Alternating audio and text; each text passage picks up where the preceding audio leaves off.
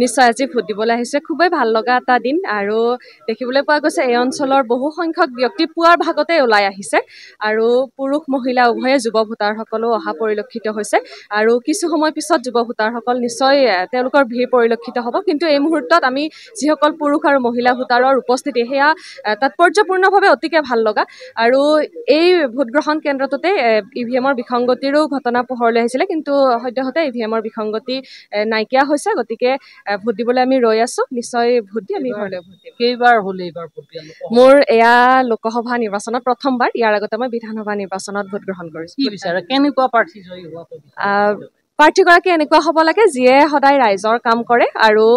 খুব ভালকৈ কাম কৰিবলৈ আমি তেওঁক শুভেচ্ছা জ্ঞাপন কৰিম হয় নমস্কাৰ ভোট দিবলৈ আহিলোঁ পিছে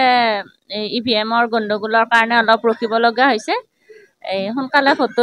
দি ঘৰৰ বাকী পৰিয়ালক সকাহ দিবলৈ মানে বাঞ্ছা কি বিচাৰে যোগ্য প্ৰাৰ্থী নিৰ্বাচনত জয়ী হওক ৰাইজৰ সহায় হওক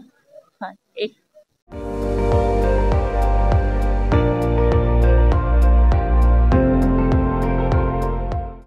আপুনি চাই আছে ND24